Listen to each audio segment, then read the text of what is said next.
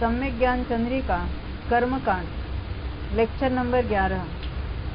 ओम नमः सिद्धेभ्य ओम नमः सिद्धेभ्य ओम नमः सिद्धेभ्य ओम तथात्मने नमो अरिहंताणं नमो सिद्धाणं नमो आयर्याणं नमो वज्रायाणं नमो लोये सवसाहुं प्रणम्य शिरसा नेमिं गुणरयण विभूषणं महावीरम् सम्मत्तरयण निलयं पयडितमुक्कीर्तनं मोक्षं परमभये सबखण्डिके कर्मकाण्डसमुदाय सहज अखण्डित ज्ञानमय जयवन्ते जिनराय विघ्नहरण मंगलकरण नमो सिद्ध सुखकार नेमि चंद जिन जगतपति साधु वचन गुणधार।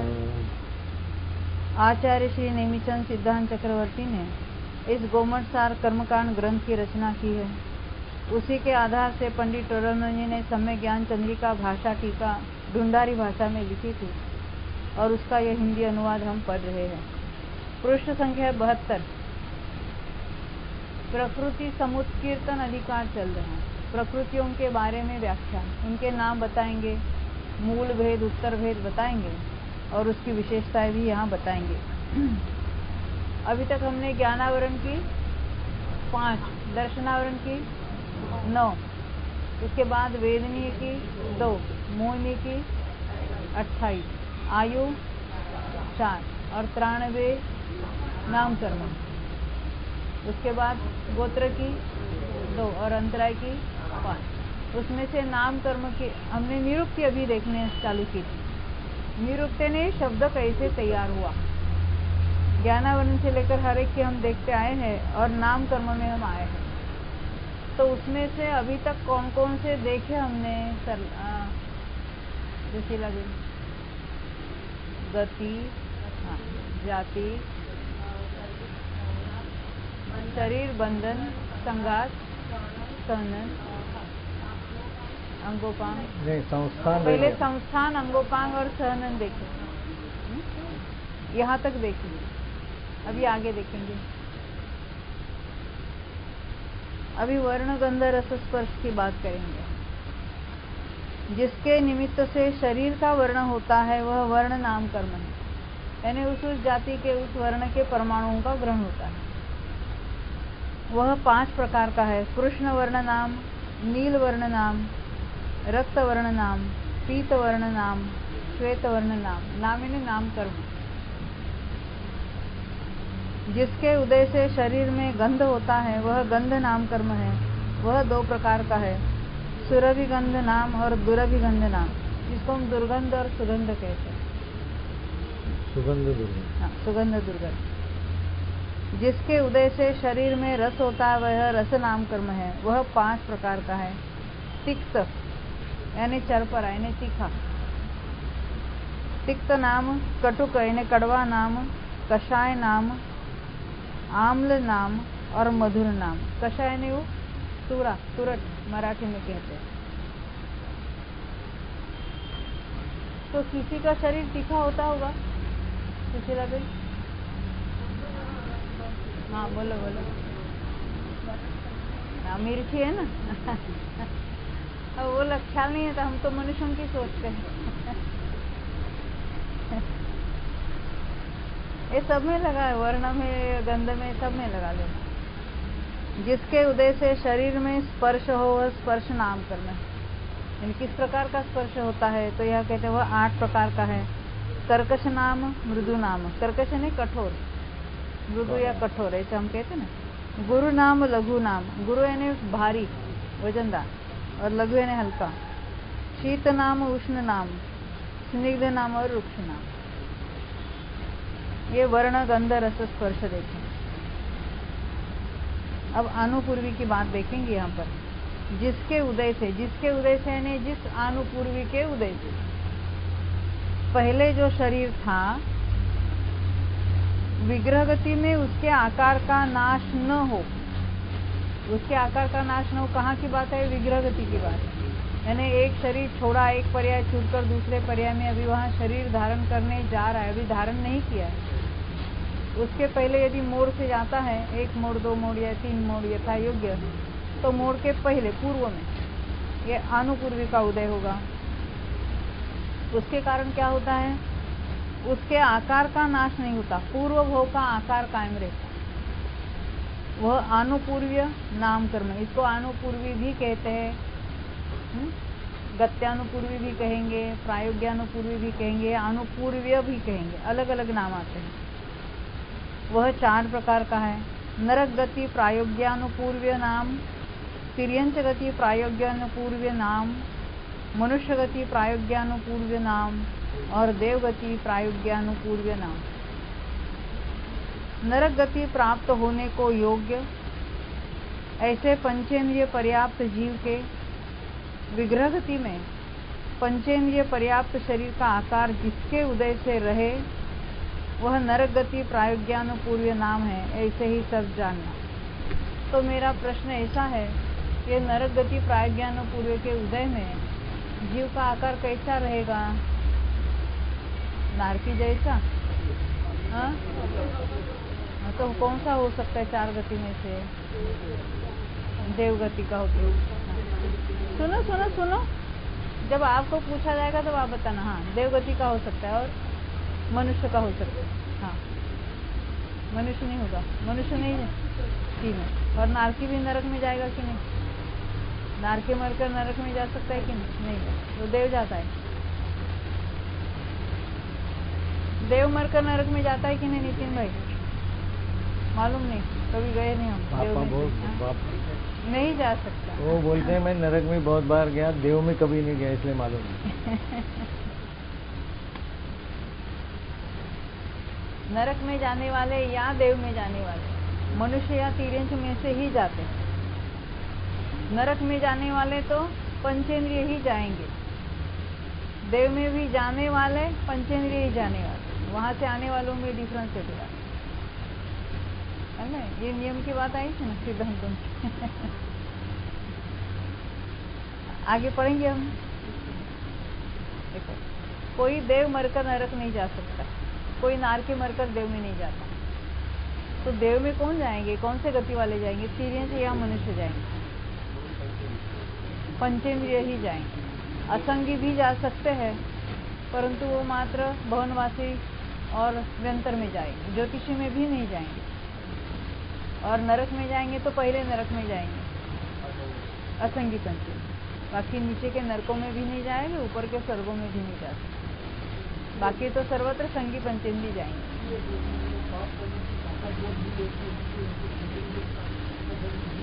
हाँ, असंगी जीव के, हाँ, सोचने की ऐसे बिना सोचे भी पाप पुण्य होते हैं। हाँ, हाँ, वो उसकी योग्यता, जो उसके संकलेश और विशुद्धि की जो रेंज है, वो संगी पंचेंद्रिय इतनी नहीं है, इसलिए वो तो मंद परिणाम होते हैं उसके संकलेश में भी और विशुद्धि में भी। ख्याल में आती बात? क्योंकि हमने देखा था वो अधिक से अधिक बंद करेगा उत्कृष्ट मिथ्यात्व का, तो भी कितना करता है? अरे 1 सागर। असंगी, असंगी की बात, असंगी तो एक कोड़ा कोड़ी नहीं, 1 सागर, सॉरी 1000 सागर। मैं 1 सागर एकेंद्रिय की बता रही थी, असंगी की बात है 1000 सागर। तो उसके इतनी संकलेश भी तीव्र नहीं होगी, विशुद्धि भी इतनी मंद नहीं होगी, दोनों ओर से उसकी लिमिटेशन। तो वो जा सकता है स्वर्गों में, पर भवनवासी या व्यंतर में जा सकता है। नरक में जाएगा तो पहले नरक में जा सकता है। यहाँ जो बात हो रही है पंचेंद्रियों का आकार रहेगा, लिखा ना, यहाँ लिखे नरक गति प्राप्त होने को योग्य, नीचे के तीसरी लाइन ऊपर के पैराग्राफ की, नरक गति प्राप्त होने को योग्य ऐसे पंचेंद्रिय पर्याप्त जीव के विग्रह गति में पंचेंद्रिय पर्याप्त शरीर का आकार जिसके उदय से रहे। अब यहाँ तिर्यंज या मनुष्य ऐसा नहीं लिखा, वो तो हमें समझना चाहिए, क्योंकि नरक में जन्म लेने वाले नारकी नहीं हो सकते, वो इमीडिएट नरक में नहीं जाते। नारकी मरकर संगी पंचेंद्रिय में ही उत्पन्न होगा नियम।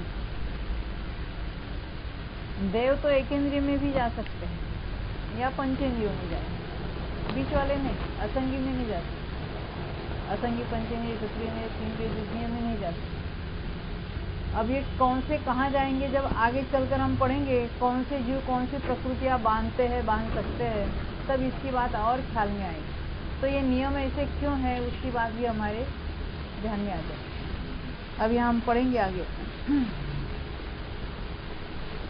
जिसके उदय से शरीर भारी नहीं होता, इस कारण लोहे के पिंड की तरह नीचे नहीं गिरता, और हल्का भी नहीं होता, इस कारण आँख के फूल के समान।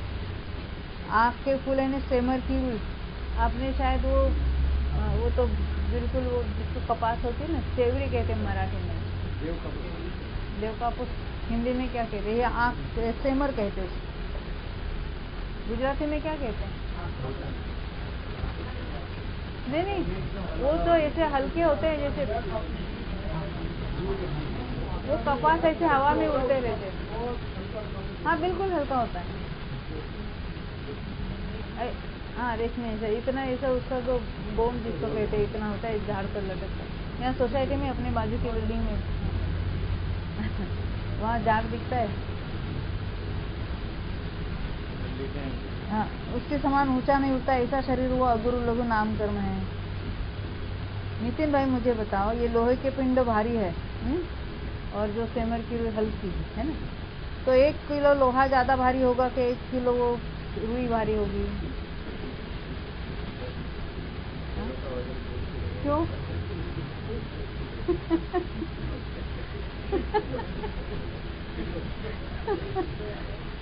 अब सब पक्के हो।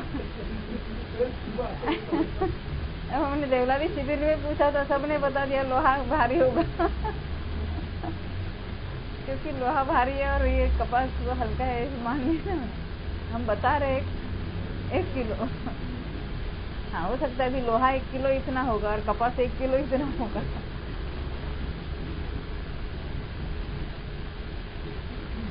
तो उसको कहते अगुरु लघु नाम कर, ना अति हल्का ना अति भारी। पुनश्च अभी उपघात शब्द कैसे तैयार हुआ? उपेत्य घातः उपघातः, अपने घात का नाम है, यानी स्वयं का जो घात करे वो उपघात।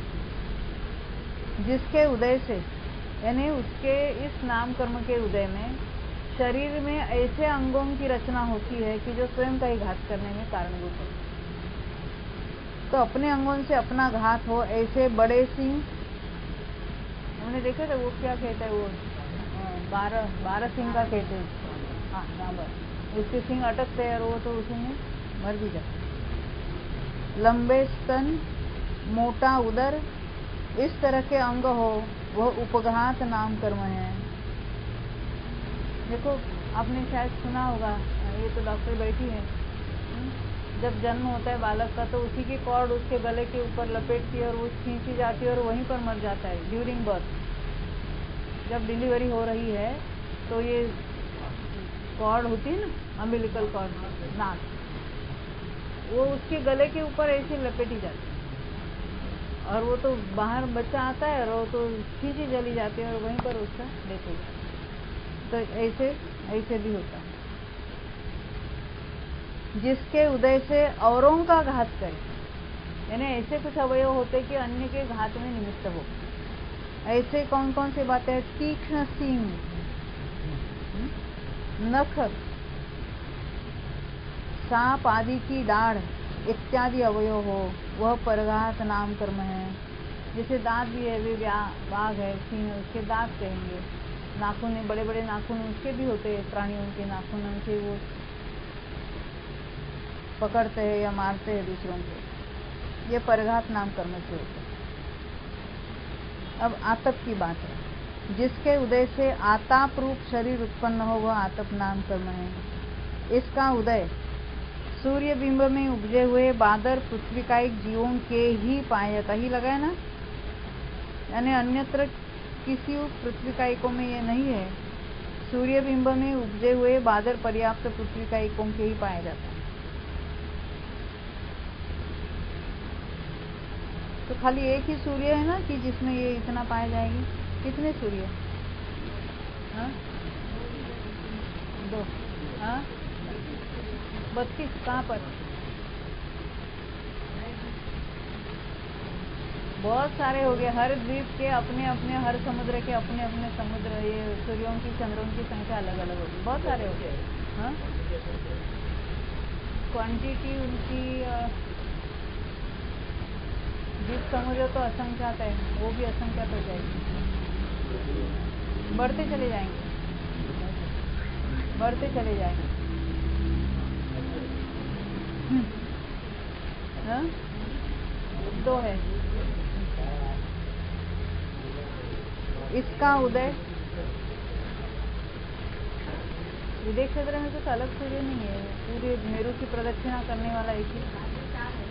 हाँ वो बढ़ते चले जाते हैं और उसका प्रोपोर्शन केवल डबल नहीं है, ज्यादा है।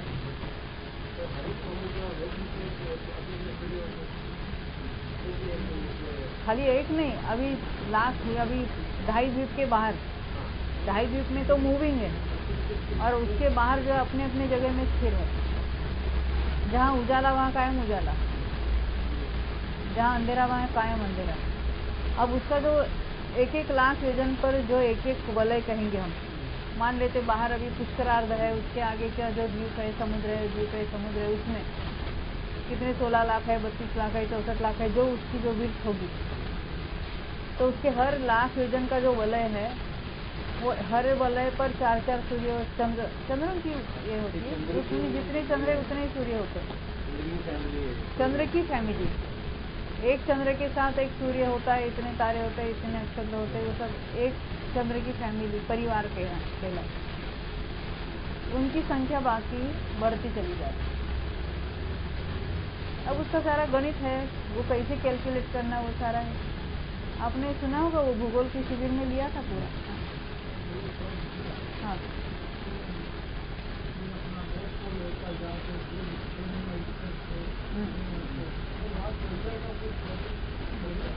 तो यार वहाँ हाँ वहाँ जैनियों को रहना नहीं।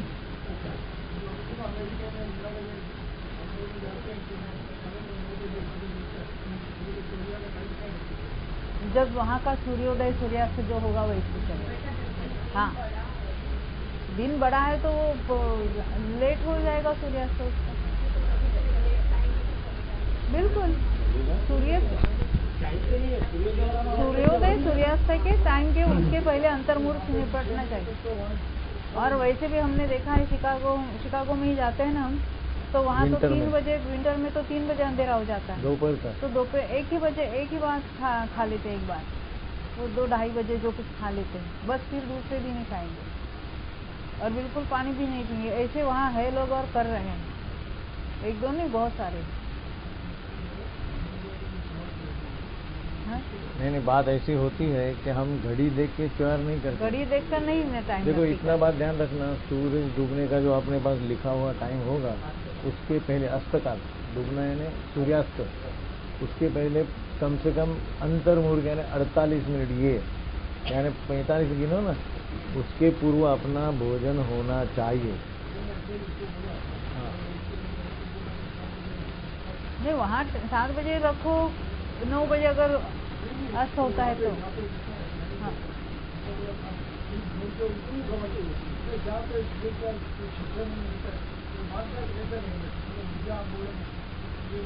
वो सूर्य से अस्त का टाइम ले लेना, लोकल टाइम। ऐसा भी है ना, अभी हिंदुस्तान का टाइम अलग है और लोकल टाइम अलग है। जैसे अपने यहाँ अभी 6 बजे तक समझो हो, अभी कलकत्ता साइड चले जाओ तो 4:30 बजे अंधेरा हो जाता है। वहाँ का टाइम लेना स्थानिक। और यहाँ से अमेरिका जाते जाते 4-6 घंटे होते तो सूरज दिखता ही दिखता है। और कभी अभी कभी तो ऐसा अपनी तो रात ही पूरी रात नहीं रहती है, हुई। वो बीच में खाने का प्रसंग ही नहीं आने के आता। टाइम में वो तकलीफ होती। वही ऐसा ही होता है। चलो। अभी वो सूरज चंद्र के पीछे मतलब यहाँ तो सूर्य बिंब में उपजे हुए बादल पृथ्वी का एक जो जीव है, उनके इसका उदय पाया जाता है, आतप नाम कर्म का, जिसके उदय से उद्योत रूप शरीर उत्पन्न। उद्योत यानी चमकीला, वह उद्योत नाम कर्म है, परंतु उसमें वो उष्णता नहीं होती। इसका उदय चंद्रमा के बिंब जुगनू आदि के है। जुगनू समझते हैं ना? आगिया क्या कहते हैं? आगिया मराठी में काजवा कहते हैं। काजवा जुगनू यानी उसका जो उद्योत नाम कर्म का तो संगी पंचेंद्रिय, एक इंद्रिय से लेकर पंचेंद्रिय तक के तिर्यंशों के उद्योत नाम कर्म का उदय हो सकता है। यानी पंचेंद्रिय ये तिर्यंशों में पाया जाता है, मनुष्यों के नहीं, देवों के भी नहीं, और ना ही नारकियों के होता है। आपने शायद देखे होंगे ऐसे चमकीले मछली भी दिखती है, बिल्कुल रात के अंधेरे में चले जाओ पानी में तो ऐसे चमकती है, फॉस्फोरस होता है उसके अंदर। कांटे भी जोरदार रहती है। अपने स्वामी जी के लेक्चर में सुना, ये स्मशान का फॉस्फोरस जैसे चमकता है, हड़का।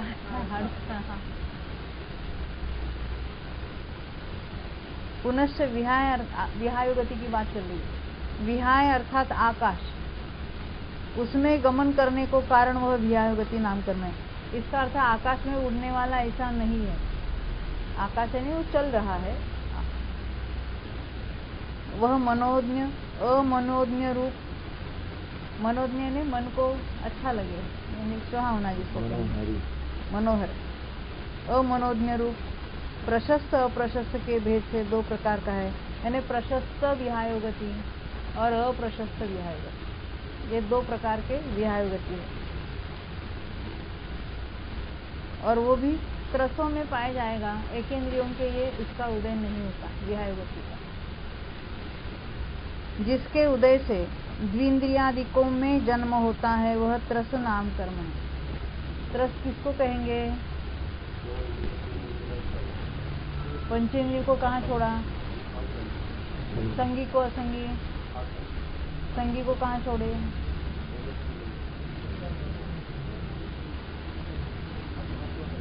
अरिहंत भगवान को किसमें रखना है? त्रस है कि नहीं? वो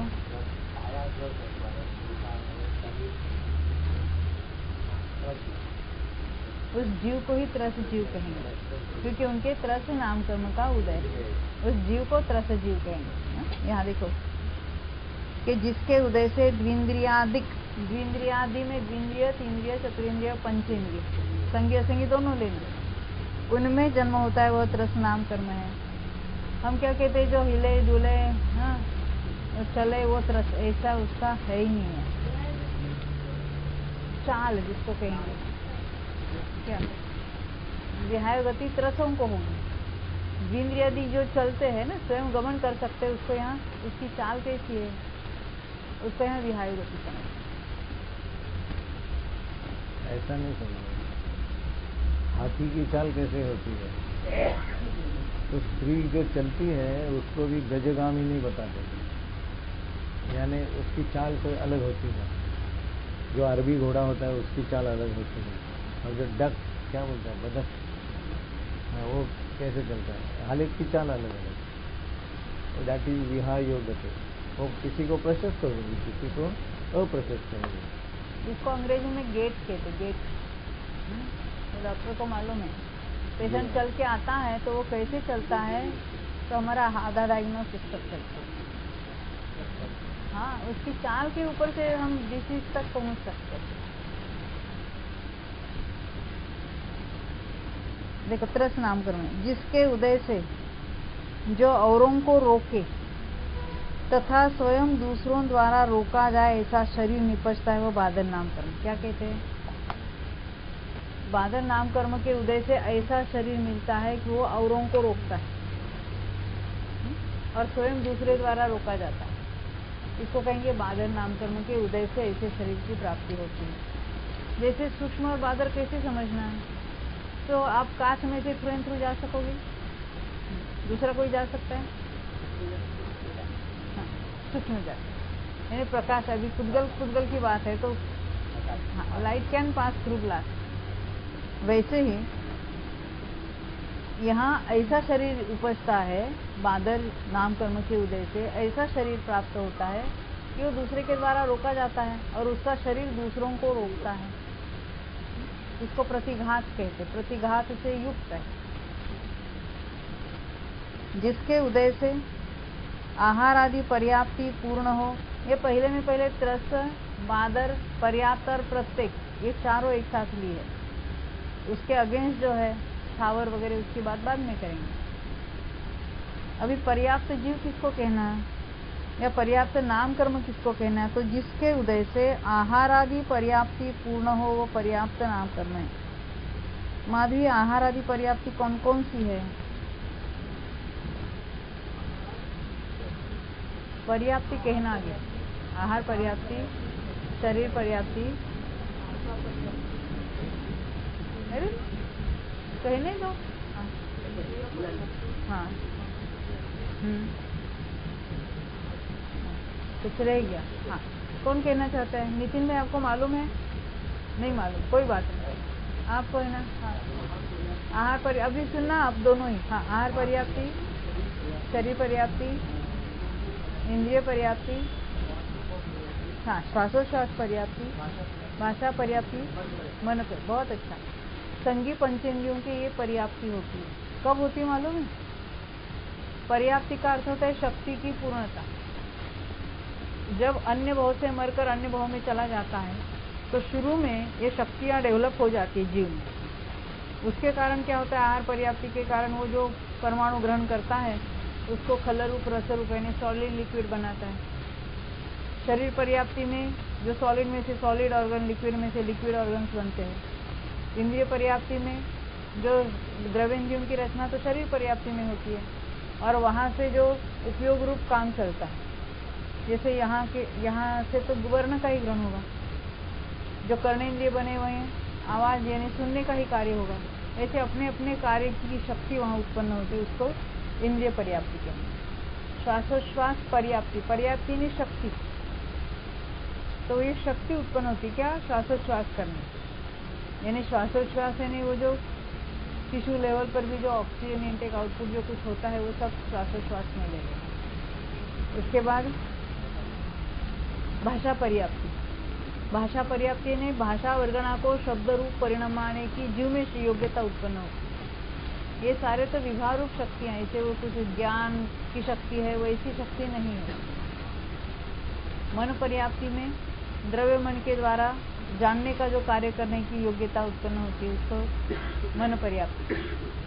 अंतर्मूर्त में पूरी होती है। इसका जो कार्य है वो थ्रू आउट लाइफ चलता है, यानी शरीर के परमाणु को लेना, उसको शरीर रूप परिणमाना, ये सारी जो छह पर्याप्ति का जो कार्य है वो तो पूरे आयु तक चलेगा। इसलिए यहाँ कहते हैं जिसके उदय से आहार आदि पर्याप्ति पूर्ण हो वो पर्याप्त नाम कर्म, यानी पर्याप्त नाम कर्म वाले जीव को पर्याप्त जीव कहते हैं। उसकी पर्याप्ति तो नियम से पूर्ण होती ही होती है।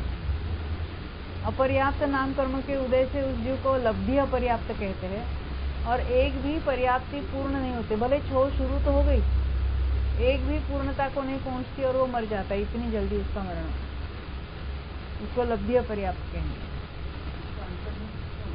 बहुत छोटा,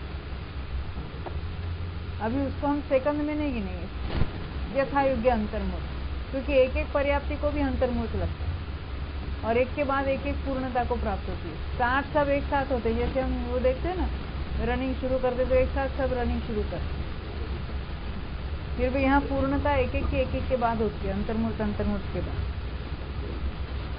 ये अपना तो जीव कांड में विषय चला था, फिर भी अभी कोई नए लोग हैं इसलिए इसको ले लिया।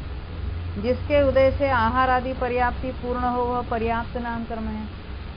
पर्याप्ति 6 प्रकार की लिखा है आगे। हाँ, आहार पर्याप्ति, शरीर पर्याप्ति, इंद्रिय पर्याप्ति, श्वासोच्छ्वास पर्याप्ति, भाषा पर्याप्ति और मन पर्याप्ति।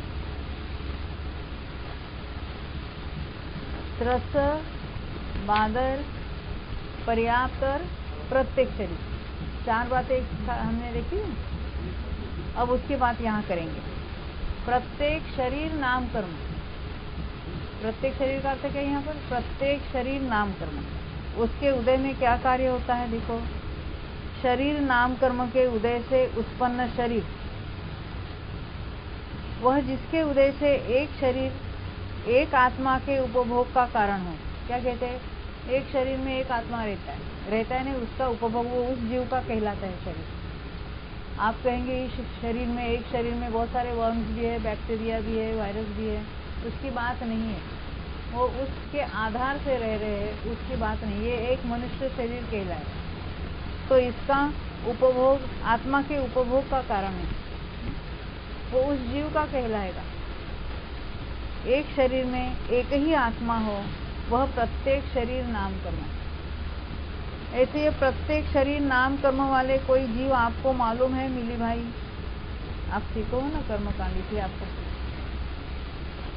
प्रत्येक शरीरी कोई जीव, उनके नाम बताना है। ब्लैंक हो गए? कौन बताना चाहता है? प्रत्येक शरीर वाले कौन कौन से जीव आपको मालूम है? हाँ, 2 इंद्रिय, 3 इंद्रिय। हाँ, एक इंद्रिय में क्या है? हाँ, वनस्पति का क्या है?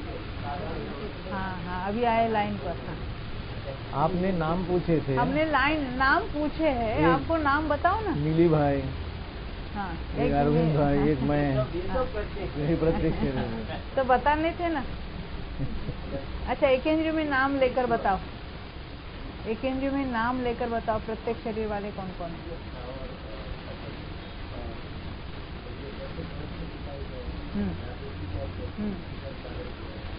बादल क्यों, सूक्ष्म क्यों नहीं? हाँ, बस बोलो ना उसको। पहले ट्यूब नहीं। देखो, ऐसा कहना, जैसे हम निगोद की जब बात की थी, तो निगोद कहाँ नहीं रहते उसकी बात की थी। तो पृथ्वी के आधार से नहीं रहते, अग्नि के आधार से नहीं रहते, ऐसी बातें की है ना। और जिसके आधार से रहते उसको प्रतिष्ठित कहा था। उसकी बात यहाँ नहीं हो रही, प्रतिष्ठित है कि अप्रतिष्ठित। वो प्रत्येक है कि नहीं, इतनी बात करनी है। भले प्रतिष्ठित हो नहीं हो उसकी बात नहीं, वो प्रत्येक है कि नहीं है। तो प्रत्येक शरीर वाले कौन कौन से है? हम एक इंद्रिय से शुरू करते हैं। वनस्पति कायिक में भी प्रत्येक टाइप की भी वैरायटी है और साधारण की भी वैरायटी, यानी प्रत्येक वनस्पति कहेंगे। प्रत्येक और साधारण ये 2 भेद मात्र वनस्पति में है, अन्य सभी प्रत्येक। एक शॉर्ट में कहना है तो अब उसका नाम लेकर बताना है तो पृथ्वी कायिक है, अग्नि कायिक है, वायु कायिक है, जल कायिक है, प्रत्येक वनस्पति कायिक है, और बाकी सब इंद्रिय से पंचेंद्रिय। अब उसमें किसके आधार से निगोद रहते हैं, उस प्रत्येक को प्रतिष्ठित कहते हैं, वो तो बात अलग है, वो यहाँ का विषय नहीं है। उसमें फिर कहेंगे देव और नारकियों के शरीरों के आधार से निगोद नहीं रहते, अन्य रसों के आधार से निगोद रहते हैं, परंतु उसकी चर्चा यहाँ नहीं हो रही। यहाँ तो वो प्रत्येक है कि नहीं, इतनी बात चल रही। तो यहाँ देखो, सारे प्रत्येक जीव है, प्रत्येक शरीरी जीव कहो, प्रत्येक जीव कहो, तो एक शरीर में एक ही आत्मा हो, वह प्रत्येक शरीर नाम कर्म है। ये सारे जोड़ी जोड़ी में से एक एक ले रहे, उसके अपोजिट बाद में बताएंगे सारे। अब वो स्थिर अस्थिर वगैरह जो है ना, उसमें से एक एक ले रहे, स्थिर शुभ शुभ इनको ले रहे। जिसके उदय से रसादिक धातु और उपधातु अपने अपने स्थान पर स्थिर रहे, वह स्थिर नाम कर्म है, कहा ही है। अभी क्या कहा है उसको पढ़कर फिर वो रसादिक धातु का अर्थ समझते हैं? रस यानी वो लिम्फ यानी लिक्विड जो है, रुधिर यानी खून, फिर उसमें मांस यानी स्नायु है, हड्डी है, चर्म है, ये सारे क्या है? धातु। और उपधातु यानी उसके और जो मेन है उसको धातु कहेंगे, और उसके जो कुछ ऑर्डिनरी है, सब ऑर्डिनरी, उसको हम उपधातु कहेंगे। ये सप्त धातु से सहित और रहित, ऐसी जो बात आती है ना, वो इन धातुओं का नाम है। तो कहते रसादिक धातु और उपधातु अपने अपने स्थान पर स्थिर रहे, वह स्थिर नाम कर्म है। कहा ही है, यानी वो एक, ये जो स्कंद बना है रस रूप, वो एक एक जो है वो आगे आगे वाले में परिणमित हो रहता है, यानी उसका अन्य रूप से बन जाता है। हम ये पढ़ेंगे श्लोक तो और ख्याल में आएगा। देखो, रसाद्रक्तं ततो मासं, मासात् मेदः प्रवर्तते, मेदतोऽस्थि ततो मज्जं, मज्जात् शुक्रं ततः प्रजा, वातपित्तं तथा श्लेष्मा, स्यात् स्नायुश्च चर्म च, जठराग्निरिति प्राज्ञैः प्रोक्ता सप्तोपधातवः। ये ऊपर धातु और नीचे उसके उपधातु बताएं, उसका अर्थ देखेंगे, क्योंकि अभी संस्कृत पढ़ा है ना। हाँ, यहाँ कुछ लिखा नहीं उसके बारे में। रस से लोही यानी खून, रक्त होता है। लोही यानी खून, ब्लड, यानी रस यानी वो लिक्विड फॉर्म, लिंक जिसको कहेंगे। तो कुछ दिन के बाद, कुछ काल के बाद उसका रक्त रूप परिणमन हो जाता है। रक्त से मांस होता है, मांस से मेद होता है, मेद से हड्डी होती है, हड्डी से मज्जा होती है। ये मांस समझते ना, स्नायु, और मेद यानी जो चर्बी, वो हड्डी, हड्डी से मज्जा, मज्जा यानी अभी नर्व, नर्व, मज्जा रज्जु कहते ना, नर्व। मज्जा से शुक्र होता है, शुक्र से प्रसूति रूप प्रजा की उत्पत्ति होती है। ये 7 धातु इस क्रम से परिणमित होते हैं। वो एक है, वो दूसरे रूप परिणमित होता चला जाता है। ये 7 धातु 30 दिन में होते हैं। तो एक धातु 4 दिन और 2 दिन के 7वें भाग में होता है, ऐसा जानना। पुनश्च वात पित्त श्लेष्म, सिरा, स्नायु, चर्म, उदराग्नि, ये 7 उपधातु है। हमने वात पित्त श्लेष्म तो सुन रखे है ना। सिरा, स्नायु, चर्म, उदराग्नि, ये मांस में इसको नहीं लिया था, यहाँ स्नायु अलग लिया। श्लेष्म यानी उसको कफ कहते, आयुर्वेद में कहते ना, वात प्रकृति के, पित्त प्रकृति, कफ प्रकृति है, ये 3। इनका शरीर में जहाँ स्थान है वहीं स्थिर रहे, वे स्थिर प्रकृति के उदय से रहते।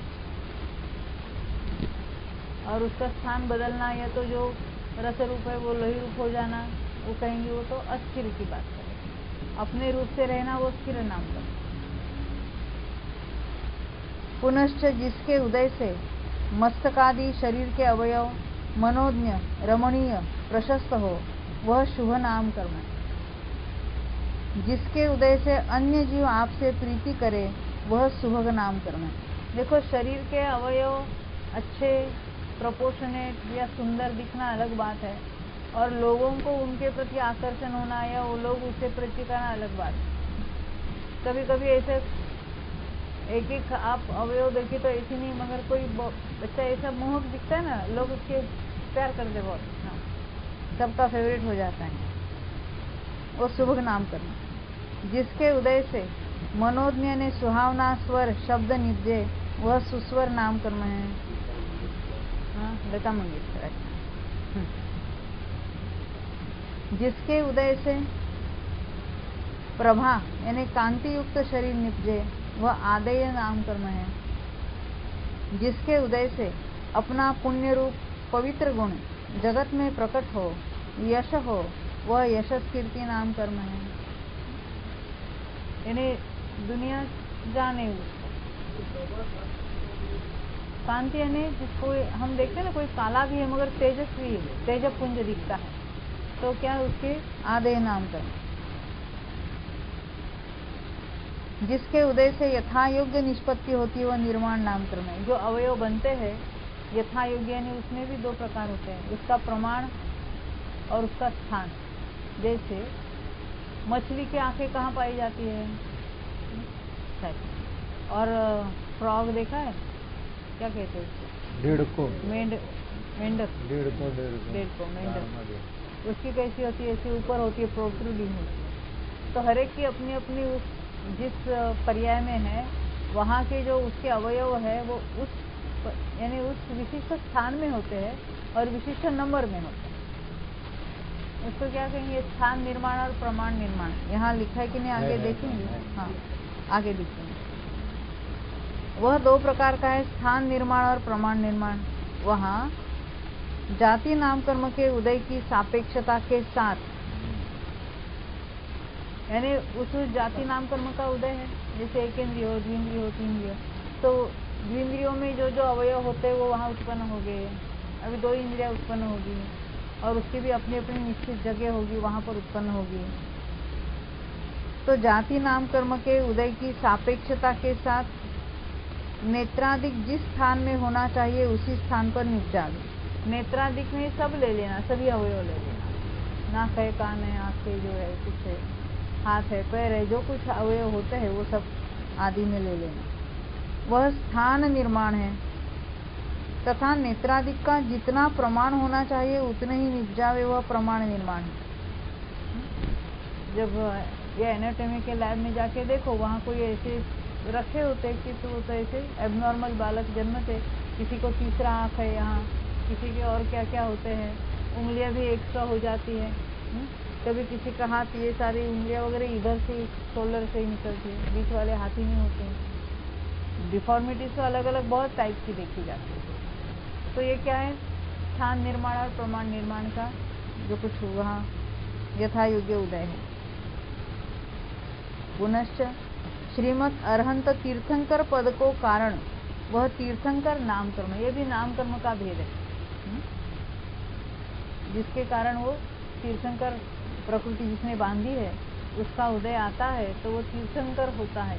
समोचन आदि की रचना होती है, धीरे धीरे उसके हमने वो सारे बालबोध में ही सीखा है ना, क्या क्या विशेषता होती है।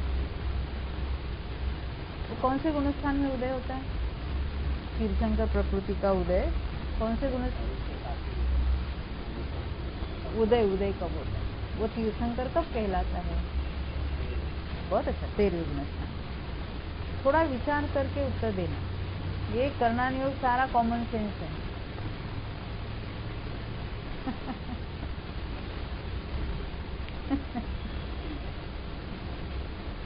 आपकी भाषा में common sense is such a sense, it is very uncommon sense. पुनश्च जिसके उदय से एकेंद्रिय में उपजता है वह स्थावर नामकर्म। हमने कौन कौन सी प्रकृतियां देखी, अभी उसकी जोड़ी वाली अभी यहाँ से शुरू होगी। त्रस से शुरू किए, बोलो मिली भाई। त्रस हम कौन से देख के आए? त्रस, बादर, पर्याप्त, प्रत्येक, आदेय, यशस्वी। हाँ, ये हमने देखे, 12 देखे थे। अभी उसके अगेंस्ट निर्माण और तीर्थंकर के लिए कोई प्रतिपक्ष नहीं है, तो ये यहाँ 10 हो जाएगा। जिसके उदय से एकेंद्रिय में उपजता है वह स्थावर नामकर्म है। जिसके उदय से किसी के द्वारा रोका नहीं जाता तथा जो किसी को रोकता नहीं, ऐसा सूक्ष्म शरीर प्राप्त हो वह सूक्ष्म नामकर्म है। 6 पर्याप्ति के अभाव को कारण ऐसा अपर्याप्त नामकर्म है। 6 पर्याप्ति के अभाव ने उसकी एक भी पर्याप्ति पूर्णता को प्राप्त नहीं होती। पर्याप्त होने ने पूर्ण होना, शक्तियाँ शुरू तो हो जाती है परंतु वो बहुत अल्प काल में श्वास के 18वें भाग में मर जाता है। पर्याप्ति नाम पूर्ण होने का है, आगे लिखा है। यह अपर्याप्त नामकर्म पर्याप्तियों को पूर्ण नहीं होने देता।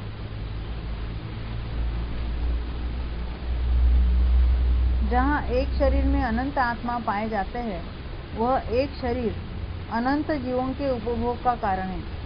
उसे क्या कहते हैं नैन्सी भाई? क्या लिखा गया? साधारण शरीर।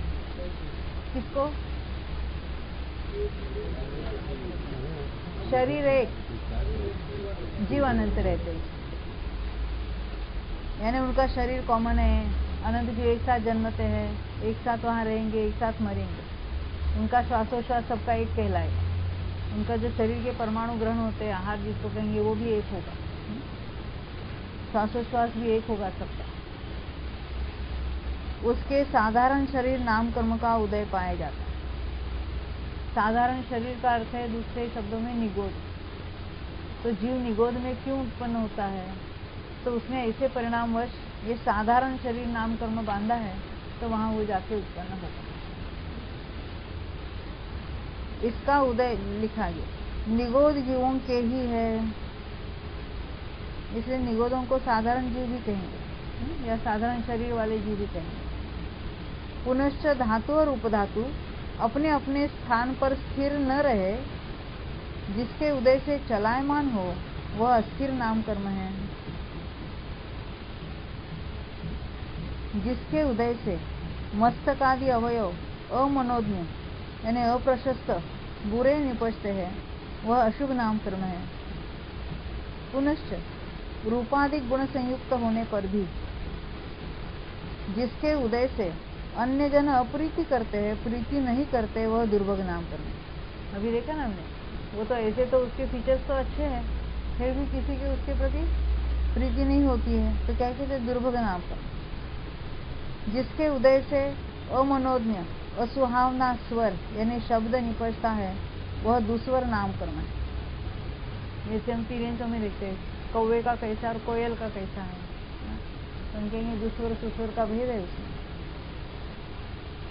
जिसके उदय से, इसका अर्थ क्या है? ये केवल इसके रटना नहीं है क्या क्या कार्य, तो ये जो कोई कार्य है वो पुद्गल का है, नाम कर्म का कार्य। क्योंकि हम आवाज अच्छी हो, देखो मैं कितना अच्छा गाती हूँ, मैं कितना अच्छा बोलती हूँ, तो ये नहीं, वो शब्द में उसका अपनापन हो जाता है, कर्तापना की बुद्धि हो जाती है। जब ख्याल में आता है ये सारे नाम कर्म के भेद है, तो अपना यश हो जाए तो फूला क्या और थोड़ा वजन बढ़ गया ऐसा लगता है, क्या होता है? तो कहते हैं यश कीर्ति का आगे जाके देखने वाले एक इंद्रिय जीवों के भी होता है यश कीर्ति का उदय। हाँ, वनस्पति होती है। अब ये हीरा माने पत्थर क्या है? सारे पत्थर एक इंद्रिय है, तो उनमें भी ये यश कीर्ति का उदय हो सकता है। तो तुम और तुम्हारा जो यश हो रहा है वो तो यश कीर्ति नाम कर्म के उदय से हो रहा है, उसमें कुछ बड़प्पन नहीं अपना सकते। तो कोई ऐसे ना, तो हनुमान अभी मोक्ष गए और उनके तो पूछ लगा के और बंदर बना के सब जगह ये करे, कौन से नाम कर्म का उदय चल रहा है उनका? यश के अयश? क्यों अभी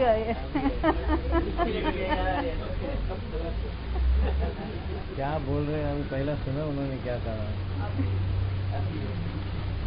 अरे हम ऐसे प्रश्न आपको पकड़ने के लिए करते हैं। प्रश्न फिर से पूछो, उसको तो गलती याद नहीं है। नहीं, उन्होंने बराबर सुना। देखो हमने ऐसा पूछा, ये भी बताया था कि हनुमान मोक्ष गए हुए हैं, फिर भी अभी उनको वो बंदर बना के और पूंछ लगा के और मुंह ऐसा करके उसको लोग पूछते हैं, तो उनके कौन से कर्म का उदय चल रहा है? तो आपने बताया अयश कीर्ति का। तो ये बात सही है कि नहीं है? कहाँ गए हो? तो समझती नहीं क्या है। अरे मोक्ष कभी होगा? सारे कर्म नष्ट होंगे तब होगा ना। अभी मोक्ष गए तो यश कीर्ति का उदय हो रहेगा क्या?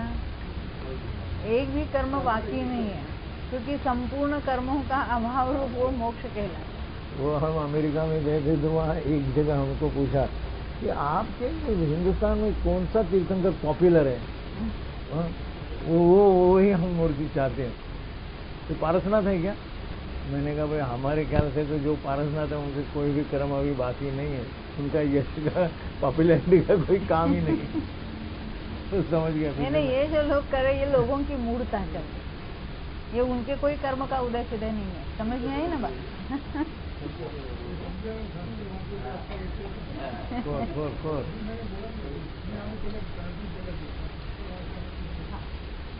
ये नहीं, हमें ये कर्म की भी बात पता नहीं है। इतना तक समझते हैं कि लोग कोई मर गया है हम यहाँ पूजा करेंगे, किसी को दान देंगे, कोई शांति होम करेंगे तो उस जीवों को शांति मिलेगी। अरे वो अपना कर्म लेके गए कि तुम्हारे शांति करने से उसकी शांति होने वाली, उनके कर्म कम हो जाएंगे। कर्म को उनके कम हो जाएगी। क्या होगा? वो तो बता ना, फोटो लेके। अरे हाँ, अभी मैं गांव का नाम नहीं बताऊंगी, वहाँ तो 2 महिलाएं आई, उनके माता पिता ऑफ हो गए थे और वहाँ था अमेरिका में, और वे यहाँ चली गई। थे हमें इतना दुख होता है, इतना दुख होता है। हम क्या करते हैं, वो फोटो रखे उनके, तो भगवान के सामने ऐसे फोटो ऐसा लेके ऐसे उसके नमस्कार करा भगवान।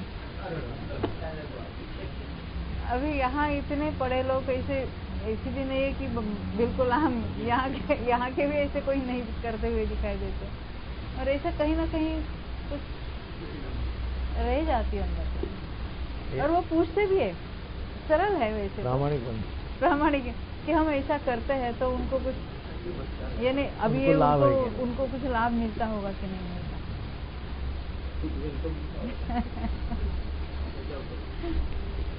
क्या कहे, एक कर्म के बारे में और ये ऐसी कुछ बातें हैं। हाँ देखो आगे बढ़ेंगे, ऐसे कितने लोगों की कितनी मान्यता, भी कुछ ऐसी याद आती तो बता देते आपको।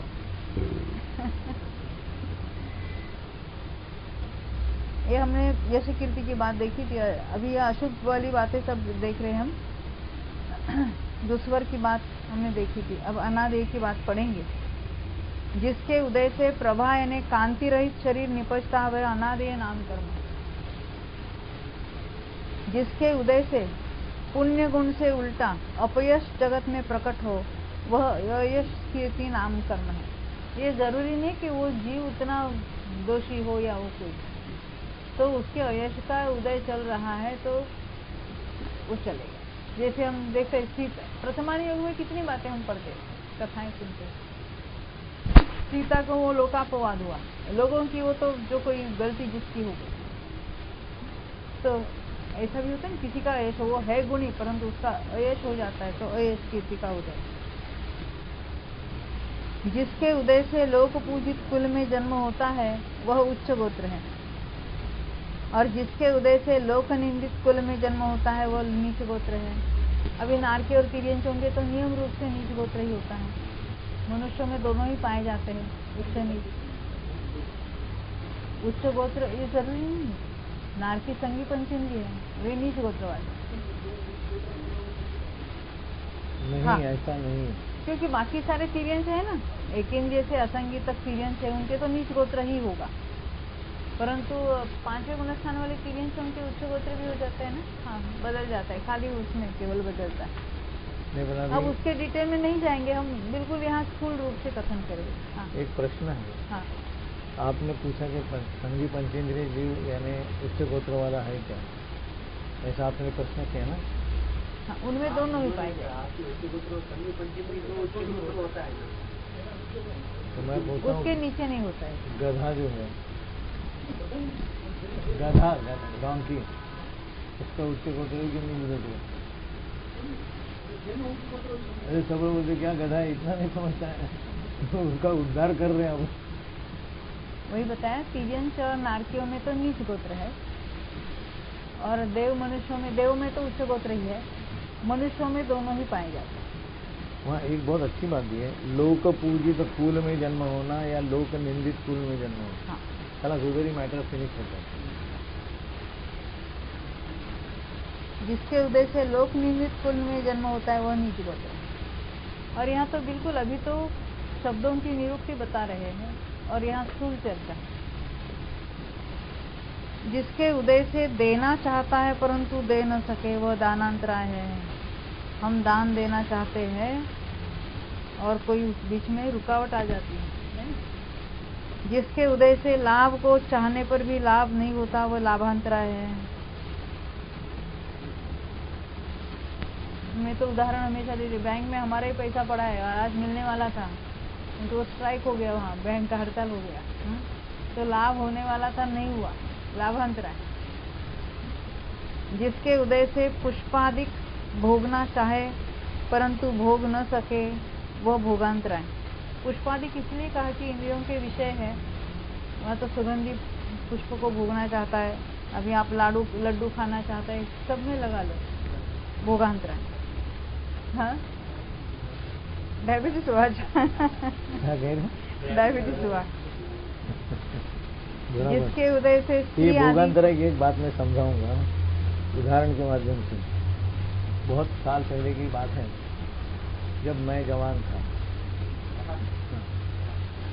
तो हम स्कूटर में आ रहे थे, तो रात के मेरे ख्याल से रात को पिक्चर देख के आते हैं 12 साढ़े 12, तो ये कायन हॉस्पिटल के उधर फूल वाला ऐसे फूल गजरा। मैंने बोला यार अभी कितना है, बोले इतने का, कब का बोल, तो उसने कुछ 15 रुपये बोला। तो मैंने 2 रुपये में पूरा जो कुछ 10-15 जो कुछ थे वो ले लिया। उसको भी दुकान बंद करके घर को जाना था ना, मतलब रास्ते में। तो अभी रात को 12 बजे कौन पहनेगा, तो बोले उसको पूरी बांध के फ्रीज में रखा, और दूसरे दिन निकाला तो उसके अंदर ऐसी ईयड़ 2-3। उस दिन से फूल आज तक खरीदा नहीं। ये कैसा है, भोगांतर है। इन्हें हम भोगना चाहते हैं लेकिन नहीं होता है। नहीं तो 2 शब्द रहते, भोग और उपभोग। एक बार जैसे फूल सूंघा तो उसका भोग हो गया, और जो वस्तु एक थाली में हम रोज खाते हैं तो थाली का तो उपभोग होता है, परंतु जो एक रोटी खाई है उसका क्या किया, लड्डू खाया, उसका तो भोग हुआ। पर एक ही चीज को बारंबार उसको भोग करना, उसको कहेंगे उपभोग। जैसे कपड़े हैं, गहने हैं, ये सारे ये उपभोक्ता वाली बात होती है। जिसके उदय से स्त्री आदि को बारंबार भोगना चाहता है परंतु उपभोग नहीं होता, वह उपभोगांतराय है। जिसके उदय से अपनी शक्ति प्रकट करना चाहता है परंतु शक्ति प्रकट नहीं होती, वह वीर्यांतराय है। ये तो बाह्य की अपेक्षा बताया है, परंतु यहाँ दान, लाभ, भोग, उपभोग, वीर्य आत्मा के गुण हैं, और उसमें भी वो अंतराय लगा सकते हैं और बाह्य की अपेक्षा भी बता सकते हैं। यहाँ दानस्य अंतराय इत्यादि में षष्ठी तत्पुरुष समास जानना, क्योंकि दानादि परिणमन के विघ्न का कारण अंतराय कर्म है। इस तरह हाँ, यहाँ हमें षष्ठी तत्पुरुष परसों आई थी ना बात, तो दान का अंतराय, एक्चुअली शब्द कैसा है, दानांतराय, तो कैसा बना, दानस्य यानी दान का अंतराय, तो इसको षष्ठी तत्पुरुष कहेंगे।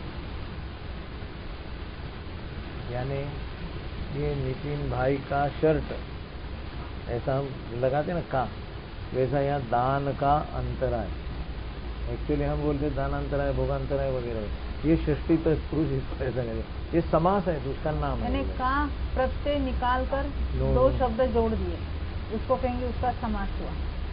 आपने बताया नो नू नी गुजराती में।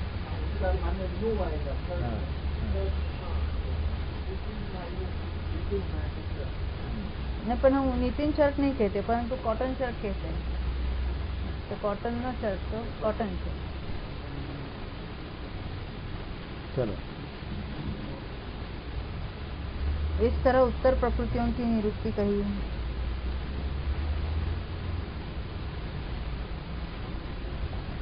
अभी ये विषय तो कल ही लेना पड़ेगा, इतना पढ़ लो ना तो कल। आगे नाम कर्म की उत्तर प्रकृतियों में अभेद विवक्षा से जो प्रकृतियां गर्भित है उन्हें दिखाते हैं, यानी 93 के बदले अभेद बताकर उसका हिसाब बताएंगे। वो बात हम कल देखेंगे। जावानी के ज्ञान से सूझे लोकालो, सोवाणी मस्तक नमो सदा देत हो। नितिन भाई